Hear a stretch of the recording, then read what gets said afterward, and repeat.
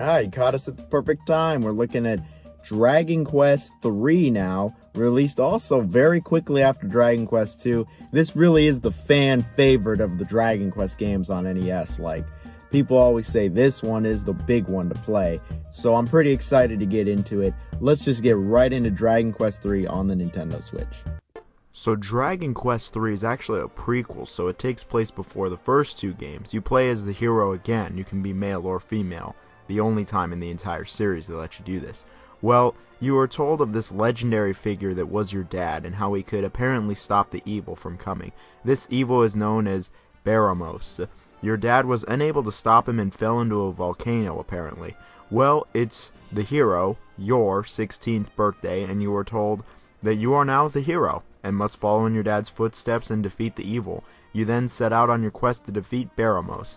This is the main gist of the plot. Yeah, it's pretty basic again. It's a little more complex with the background story of your dad, but again it is pretty basic. First off, I will say that there is a bit more to the story than that. Enough to the point where I actually don't want to spoil what happens. So I won't. But I will say that not everything is what it seems. The game takes a nice little twist towards the end, and the story progresses nicely. So while at first it does seem very basic and similar to the previous two games, it does build on it and has some actual development towards the end. With that in mind, I gotta say the story is actually pretty good. It's not amazing or mind-blowing or revolutionary, but it's a nice evolution from the previous two games, and it shows that they were really learning plots in these RPGs. They're at least making progress. There's improvement here. There's only a few characters in the game still, and they're all pretty one-dimensional and one-note though, honestly. There really isn't any depth to them, and they're all pretty standard. But there's at least a few characters. That's more than the previous games. But hey, we're taking steps in the right direction, that's for sure. I gotta say the world is also much more fleshed out than the previous two games combined. There's actually some lore here, which is quite nice, and I was pleasantly surprised with the end of the game, especially when it comes to the world. Overall, the story, characters, and general lore, they aren't going to blow your mind or anything or be stunning or amazing, but I think for an NES RPG it is pretty well done.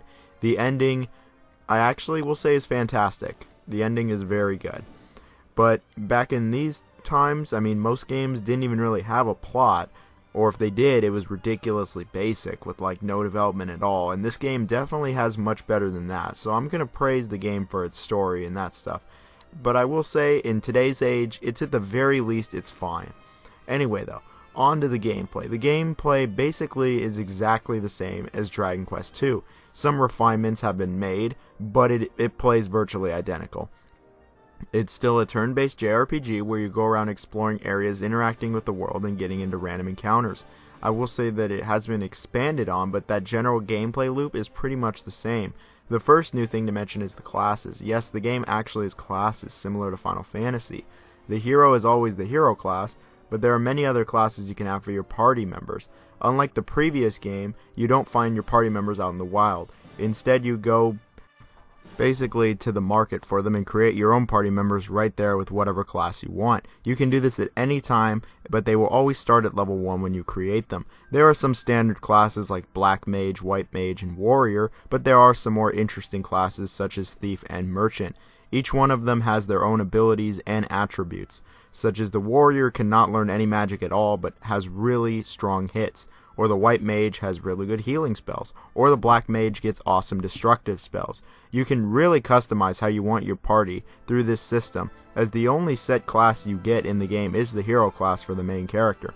This is easily the biggest improvement in just change in gameplay, is that the classes really mean something and really affect the way battles go on throughout the game. So after you've made your party, you're out to explore the world. It's basically the same as Dragon Quest II, as you're in this really huge open world and are free to explore it. I will say at first it is a bit more linear, and it's pretty clear where you're supposed to go. However, about a third of the way through the game, you get a boat, and then, just like the previous game, it becomes completely open again. Once you get the boat, you start the real quest, which is looking for the Orbs of Power. You get these orbs in pretty much any order, and unlike Dragon Quest II, the difficulty isn't all over the place for these orbs, it is rather balanced. In the world, you will still be exploring, interacting with chests, people, and items, going through dungeons, and solving some basic puzzles. I will say some of the progression is tied to keys again near the beginning, but you find them rather quickly in this game. But then you get into battle. Really, it's the same as Dragon Quest II, where you can fight up to like 5 to 8 enemies at a time. It's turn-based, and all the actions are pretty much the same as the previous game. There's attack, spells, items, defend, and run. And they all function the same as really any standard JRPG, and depending on the class depends on how much attack damage you do, and if you have any spells, and what spells you do. The enemies in the game are classic Dragon Quest, with many of the fan favorites being introduced in this game. Then, of course, you beat them to get experience and money. The experience is used to level up, and when you level up, your stats go up and you can learn new moves. You can use money to buy consumables and better equipment. Equipment is, like, really important in this game. Way more than the previous game. You have to have good equipment, otherwise you will get destroyed. Luckily, item management is pretty much non-existent, as all 4 characters can carry items, and then there's just a general bag, which seems to be infinite where all the other items go, so you can just carry everything. When you die, though, you still lose half of your gold, but unlike the previous 2 games, there's actually a bank that you can just put your money in to save it. This Dragon Quest was also the Dragon Quest to create mini-medals, which are medals hidden all throughout the world, and collecting a certain number of them gets you rewards. I guess the last thing to mention is that the game uses a day-night cycle. I really was not expecting this from an NES game, but here we are. The game uses the day-night cycle pretty well, and it changes pretty frequently. At night, the stronger monsters come out and people go away in towns, but sometimes secrets come out at night in these towns when people are gone. But it is rather impressive that this game has a good day-night cycle. The only other NES game I can think of with a day-night cycle is Simon's Quest, and it's awful. But that's the general gameplay for Dragon Quest III. It takes most of Dragon Quest II and actually just heavily expands upon it, and really is much more refined. It's a much more refined JRPG because of these refinements. Now, when it comes to the presentation, it is identical to Dragon Quest II, at least on the Switch. I'm not sure if the screen scrolling has been fixed or not. Maybe I'm just used to it. I can't tell anymore. I think it's the latter. I think I've really just gotten used to it.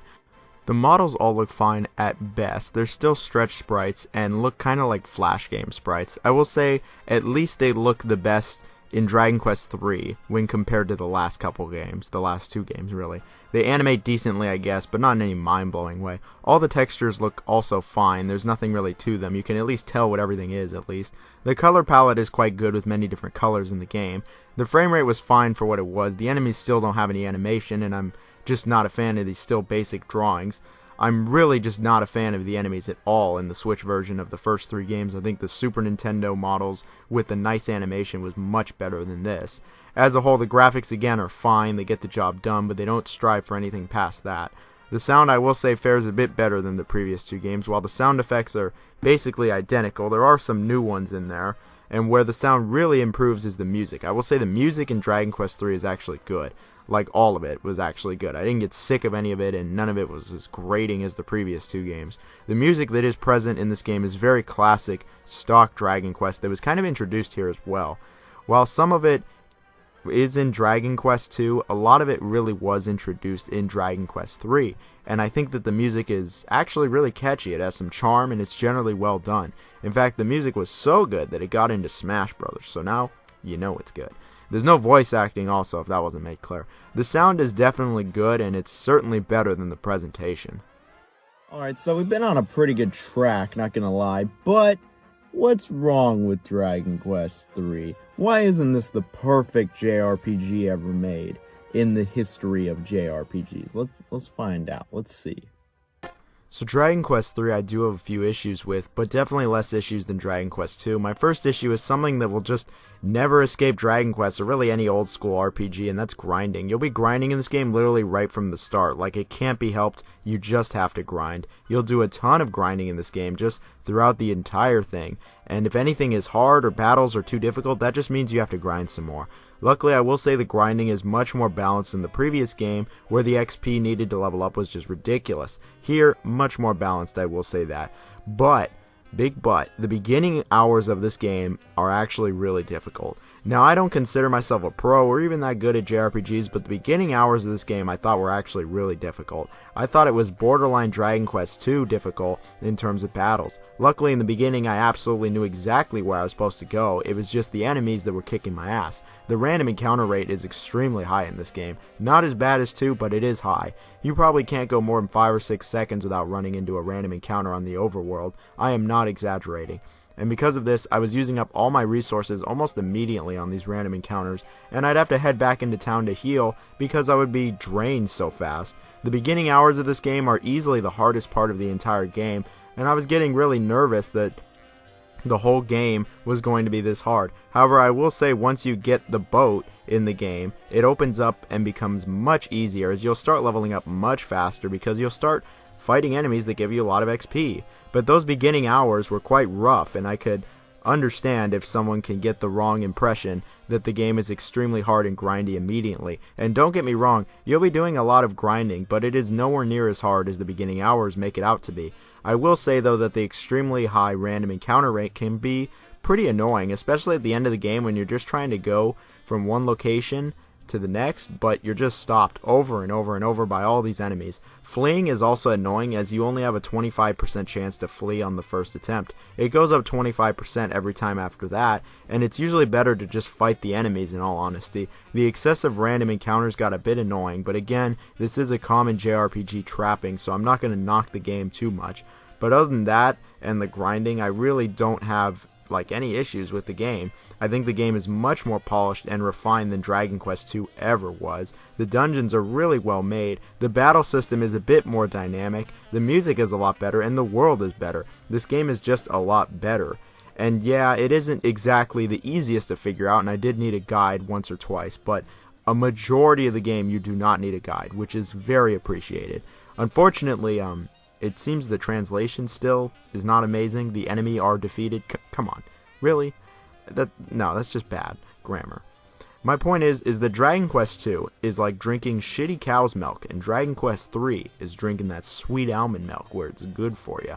The game is a large improvement over Dragon Quest II, and I will actually say that it is a really good game. I can definitely say it's easily my favorite NES RPG, but the only games that this is really up against are the previous two Dragon Quest games and Final Fantasy, and this game is much better than all of those. The pacing is really well done, the battles are decently well done and are still pretty good, the class mechanic is actually really well thought out, the grinding and random encounters are a bit annoying and tedious, but again is pretty common for an NES RPG, and you're just going to have to look past that if you want to get into this game. While the game is not perfect, I still think it is a really well done role-playing game, and I can see now why everyone loves this game, especially when compared to the two previous games. It is a much better game than Dragon Quest 1 and 2, maybe even combined. Probably combined, yeah. And it still holds up to this day. There's no weird caveats when you play this game like the first two, it's dated or it's not that great. No, Dragon Quest 3 is just actually a really good game. If you're going to play any of the old Dragon Quest games, I would easily recommend Dragon Quest 3 above any of them. I will say though, if you don't like JRPGs to begin with, this game won't change your mind on them. This game is even much longer than the previous two games, and probably took me the length of the last two games combined. It seriously took me upwards of 20 to 25 hours to beat the game, and I had a blast doing it. It's available on the eShop, and while I'd still recommend the translated SNES version, this is a fine version. A really good RPG, and that's all I can say, and recommend it. Overall, I think Dragon Quest III is a pretty good game. It's not going to blow your mind with all this innovation and new gameplay styles or any of that stuff, but I think it's a really nice refinement that was sorely needed after that second game, and I think it is a much better game than the first two Dragon Quest games. And overall, I would say it's definitely my favorite of the original three. It's a pretty good game and a pretty nice JRPG, and I would recommend it to everyone. However, after this, we're going to take a little break from Dragon Quest. You see, only the first three are out on the Switch, and we're going to take a little break from Dragon Quest. Hey, if you made it to this part of the video, thank you very much. Much love. If you could maybe like or dislike or sub or comment, anything would be great. Much love. Thank you very much for making it this far. I appreciate it. It makes me feel nice that somebody watched the video. If you made it to this part of the video, let's have a secret code word, right? Bricks in the comments, I don't know. Something funny. But thank you very much. Anyway, have a nice day, everyone.